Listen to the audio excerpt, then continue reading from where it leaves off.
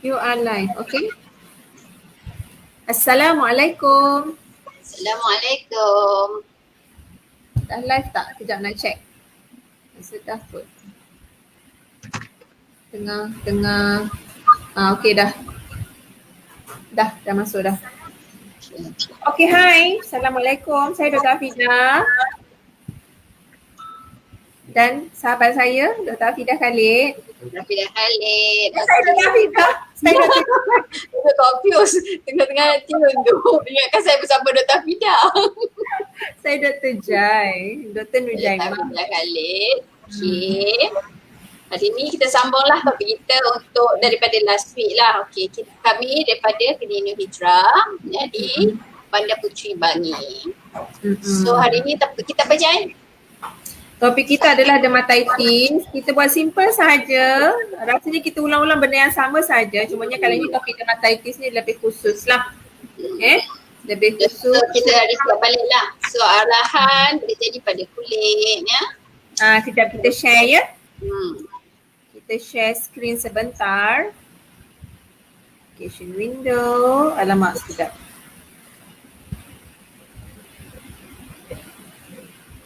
Okay. So, okay, hari tu kita dah bincangkan alahan. Okay. Alahan terbahagi kepada kulit, resedung, hidung dan paru-paru asma. Okay. Yang ni kita akan bincangkan kemudian. Kulit kita dah bincangkan tentang topik first dulu, artikaria kita dah cover. Okay. Lepas tu eczema kita dah cover. Sekarang ni kita nak bincangkan tentang dermatitis. Okay. So apa itu dermatitis? Senang cerita dermatitis ni macam apa ya? Macam eczema jugalah. Dia radang kita panggil. Siapa pernah yang macam apa tu? Pegang sabun, gatal, mengelupas, pakai tali pinggang, dia gatal kat pinggang, pakai rantai dia gatal. Buka emas, dia gatal-gatal. Siapa yang pernah? Itulah contoh dermatitis yang kita nak bincang. Okay. So dermatitis ni juga terbahagi kepada kontak yang saya sebut tadi tu, antara contoh kontak dermatitis lah, ataupun seborrhoid. Betul ke Jenny?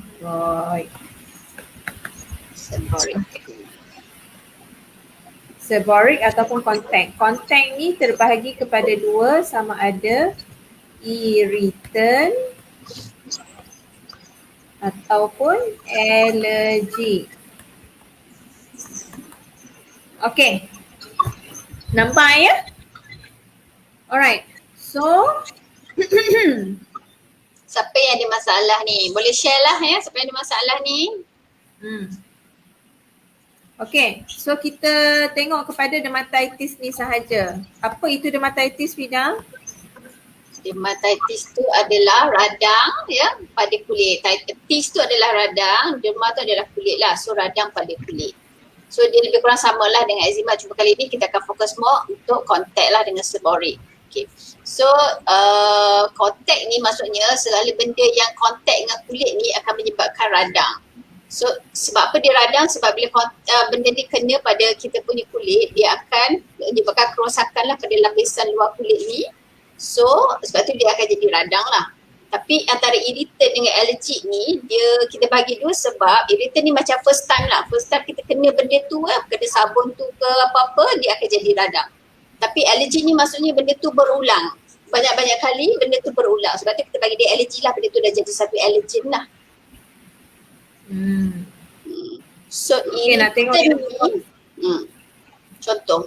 Irritant ni boleh jadi macam-macam lah. Setengah orang dia biasanya ni lah sabun lah kalau yang perasan kan. Sabun basuh pinggan ke ya, sabun mandi yang kita guna tu ya. So dia akan menyebabkan radang lah. Okay. Dermatitis, kontak ataupun seborrhoid. Okay. So ni irritant. Allergic dengan irritant. So allergic ni adalah berulang-ulang kali. Ini biasanya baru first time. Okay. So nak tengok contoh tak? Sekejap kita tunjuk contoh lah Okay. Share screen, stop screen, share, set.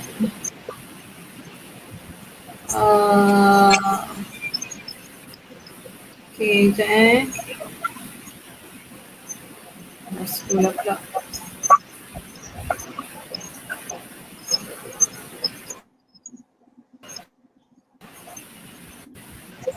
Okay.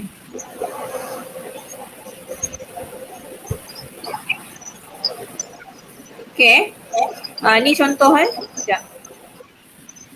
Contoh.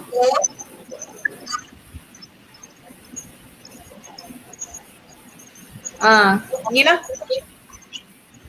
Ini adalah contoh contact dermatitis Kalau boleh tengok tangan mengelupas. It can be irritant or it can be allergic juga. Irritant macam yang Dr. Afi dah cakap tu lah pertama kali. Biasanya irritant tu terjadi sebab apa?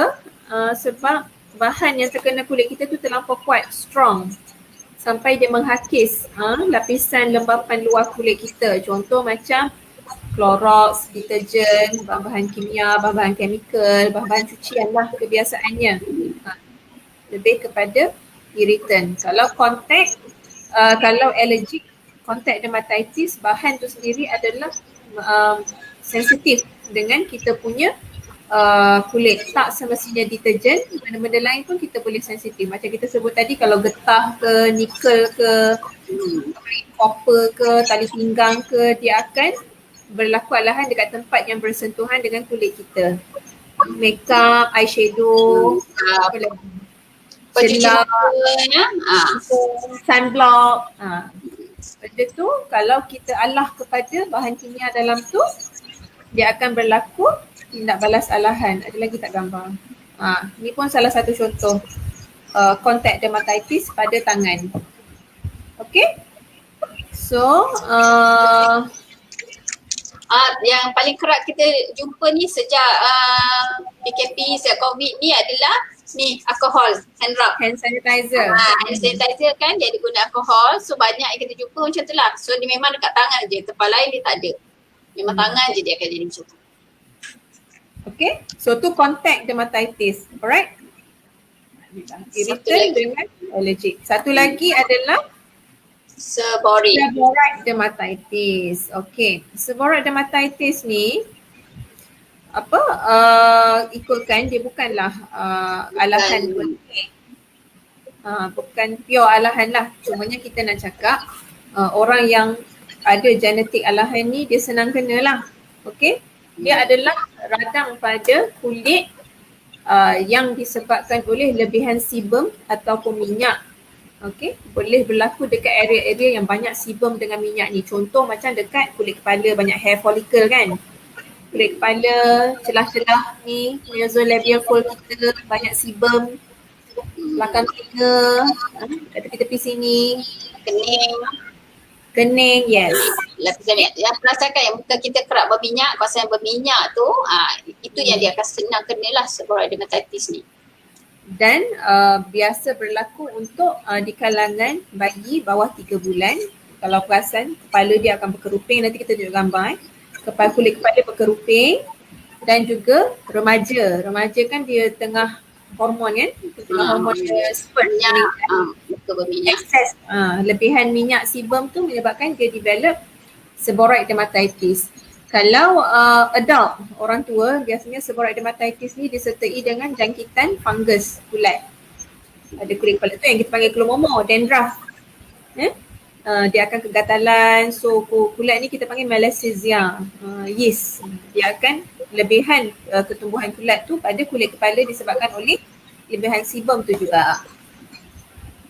Okay. So seborrheic ni bukanlah actually alahan, tapi siapa je boleh kena, yang macam Dr. Jia kata lah bawah 3 bulan ya, untuk remaja ya, ataupun orang tua. Tapi cuma orang yang ada alahan ni, memang ada genetik alahan ni, dia tendency dia lebih strong lah, lebih senang dapat lah benda tu. Ini contoh gambar ni. Ni contoh dia. Boleh nampak dekat kulit kepala ni, bayi lah, dekat kulit kepala dia kering dan mengelupas, berkeruping juga. Dia akan nampak lebihan kulit yang tebal tu berkeruping. Kalau dia orang tua, dia akan nampak dalam bentuk ni lah, dandruff kelemomor putih-putih kan, bisa capuk dekat dia punya kulit kepala dia tu. Okay? So, macam mana nak recognize? Macam yang kita sebut tadi lah, tempat dia biasanya kalau kontak dermatitis, tempat yang biasa kulit kita bersentuhan dengan bahan yang menyebabkan keradangan tu lah. Contoh macam tapak tangan, tapak kaki, even macam simen-simen basah kalau rumah tengah buat kan, kalau kita sentuh-sentuh simen tu pun dia boleh menyebabkan kontak dermatitis. Apa lagi rantai, subang pun ada juga, pakai subang tiba-tiba naik radang pada telinga tu kan. Kalau lelaki kadang-kadang tali pinggang ataupun kasut ya, setengah tu kasut. Even getah pada kasut pun dia tak boleh. Selipar boleh nampak dekat lining selipar jepun ke tu kan, dia jadi kontak dermatitis. Itu macam mana nak recognize kontak dermatitis. Kalau seborrheic dermatitis macam yang kita sebut tadi lah, dekat tempat-tempat yang banyak sebum ataupun minyak. Biasa dekat yang ada rambut ni lah. Okay. So dia punya presentation dia punya rupa lebih kurang sama macam eczema lah. Dia macam merah ya, dia gatal, berkeruping, bersisik. Lepas tu apa lagi? Atau kalau teruk sangat tu dia jadi macam apa kita panggil tu? Bersisik yang teruk sangat tu, mengelupas. Sampai mengelupas tu. Kalau yang teruk sangat. Kalau kontak dermatitis yang teruk macam dalam gambar tadi, sampai habislah layer luar sekali tu, hilang langsung lembapan dia tu sampai mengelupas. Mengelupas terus. Sampai cat jari pun dah tak ada, susah nanti. Itu biasa. Kalau orang berumur kan, so dia selalu basuh kan, so dia benda tu sampai hilang. Memang ada kes lah yang terpaksa ambil surat daripada ni Jabatan Pendaftaran untuk nak sahkan memang dia punya, sebab dia punya cat jari pun dah habis. Okay. Terus itu bad yang paling teruk lah. Paling teruk lah itu juga. Okay. Bahaya ke tak ni Bahaya sama juga macam eczema. Kalau siapa yang pernah tengok kita punya Facebook live yang lepas, kalau kita sebab lapisan kulit kita ni adalah pagar, dia bertindak sebagai skin barrier. Okay? Dia menghalang daripada kuman atau bakteria masuk. So, jadi kalau kita selalu garu-garu, lapisan luar yang bertindak sebagai pagar tu dah terkoyak, pagar tu pun dah terbuka. So bila pagar terbuka, kuman pun akan masuk. Kuman ulat dia akan senang masuk. So dia bahaya. So dia akan jadi bahaya kalau kuman dah masuk. So bila macam tu kita akan perasan macam kulit kita kalau tidak kering, bersisik kan, dia akan jadi macam berair-berair, ibaan menanah, berbau macam tu dan start sakit. Kalau yang teruk sangat dia boleh pergilah ke sel-sel kat dalam, ke masa-masa kat dalam sampai bengkak, sampai redang, sampai kita boleh jadi demam lah. Itu tanda bila ada jangkitan kulit. Oh ada, tak perasan ada orang bagi salam. Syida dengan Anakir. Waalaikumsalam. Thank you for joining. Oh tak keluar kat sini, tak nampak. Kita kena synchronize dengan synchronize dengan group tu juga. Okay. Anyway, so jangkitan kuman lah, jangkitan bakteria biasanya ataupun fungus. Okay. Bakteria tu yang paling kita risau lah sebenarnya bila dapat jangkitan bakteria, dia boleh masuk dalam kulit sampai boleh jadi penanah pun ada. Okay. So macam mana nak rawat, biasanya kita akan bagi, nak tunjuk gambar ke jangkitan bakteria impetigo sikit kot? Boleh. Satna kita tunjuk gambar jangkitan bakteria. Impetigo atau cellulitis.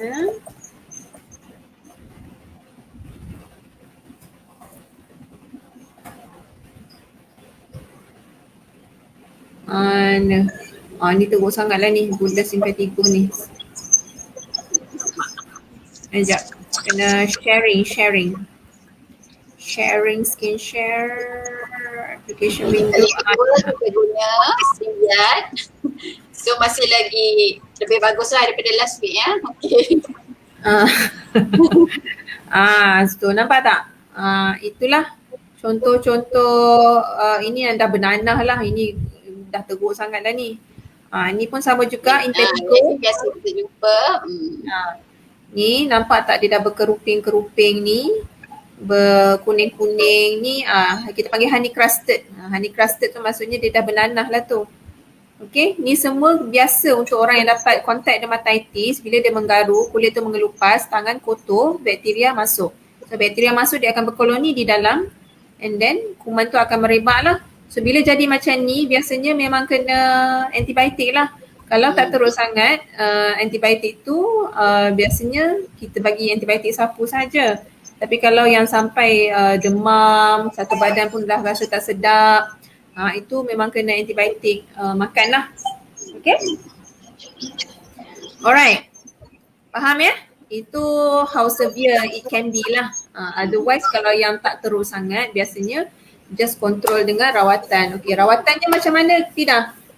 Dan dia lebih kurang sama lah macam eczema tu. So first kali mandi ya, gentle cleanser, sabun dia.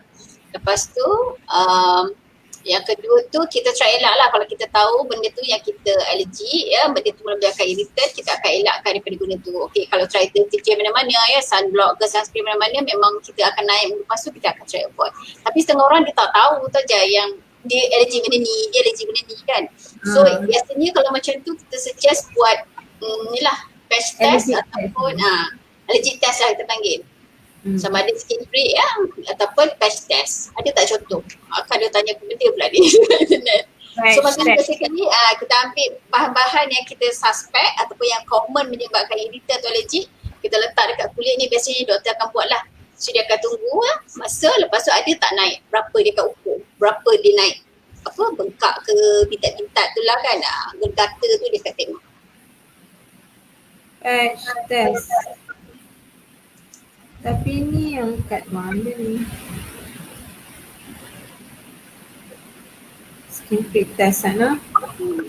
So biasa patch test ni depends lah, setengah tu dia just untuk cuma beberapa hari je, so dia tak banyak. So biasanya dia akan buat dekat tangan lah, dekat kulit lah biasanya dekat tangan. Tapi kalau terlalu banyak, dia nak check yang banyak, dia akan buat dekat belakang lah biasanya. Sekejap kita tunggu nampak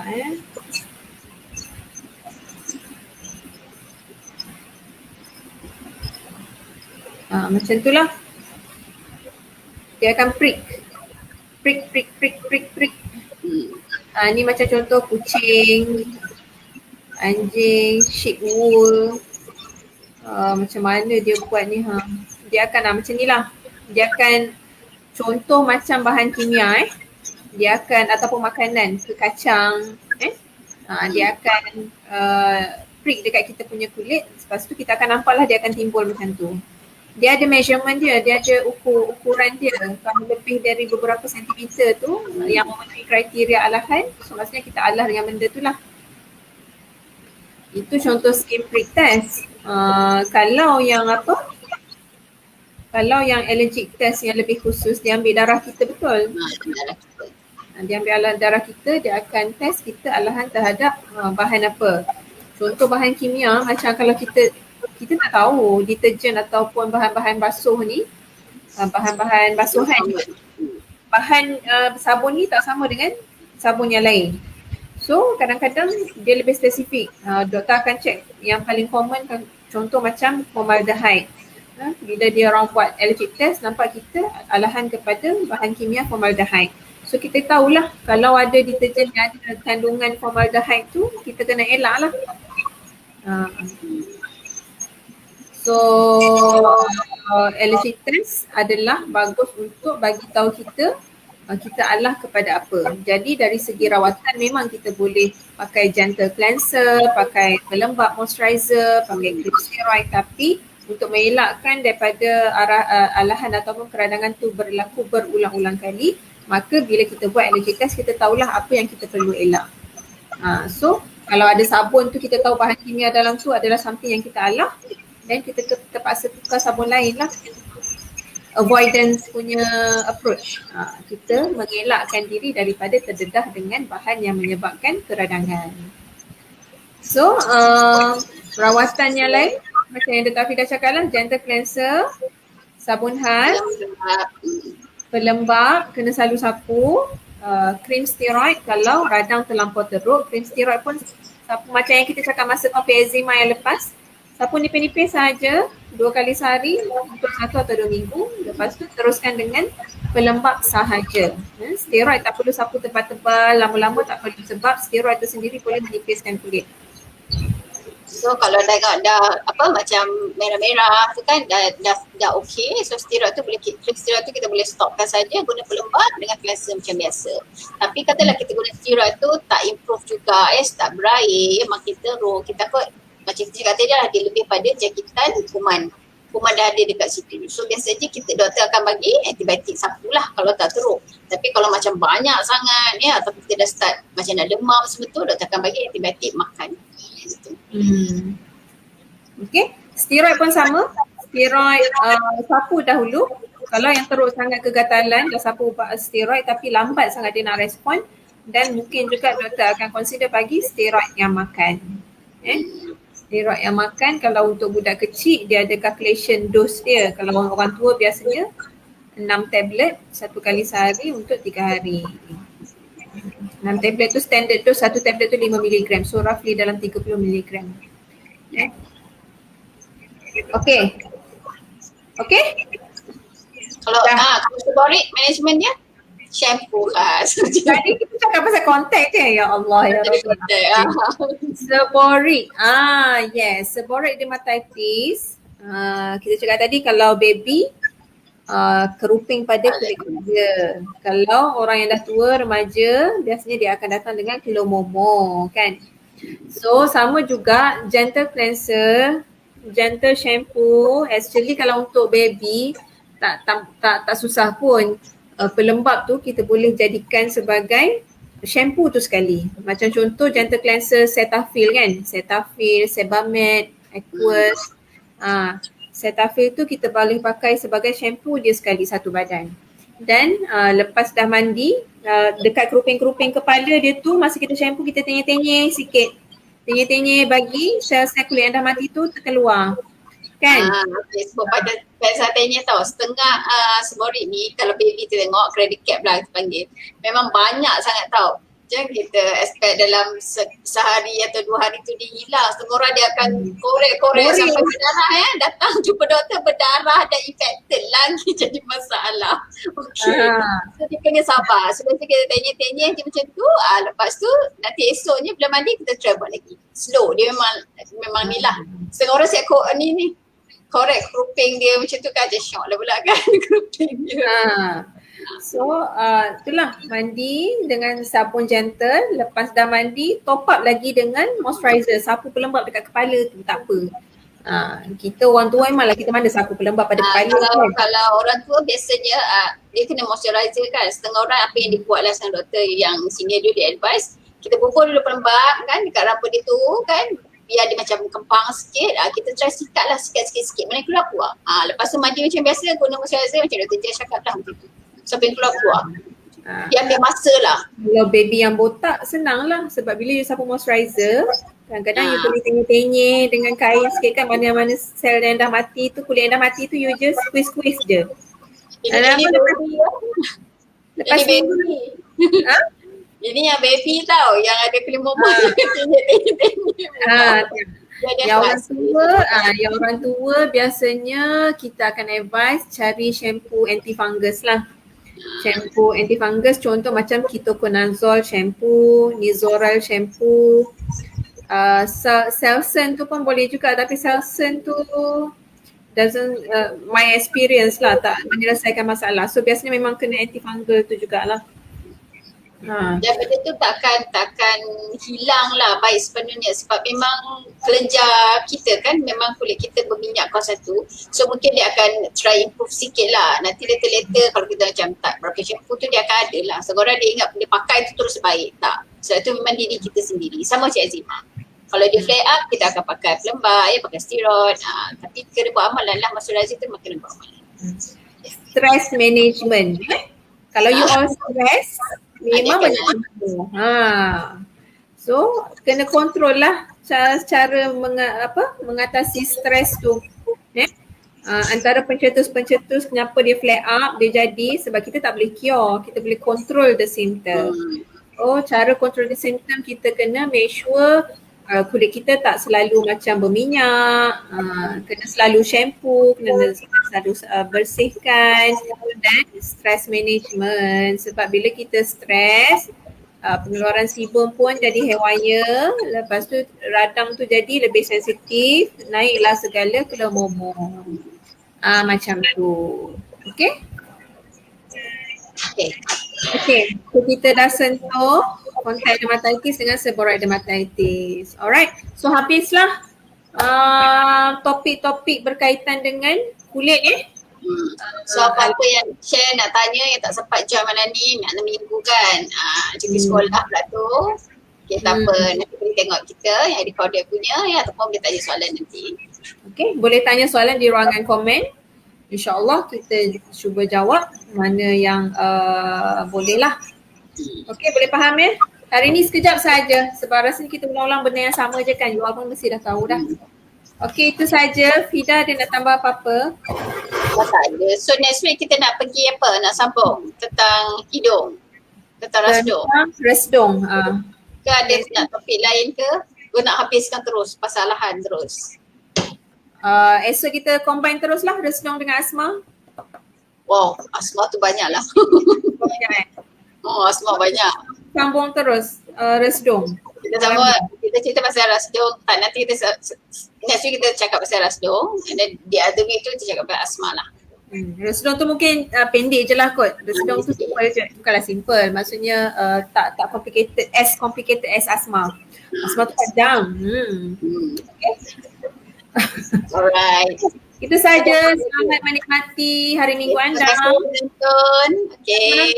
Semoga bermanfaat untuk semua. Okay, Assalamualaikum. Assalamualaikum.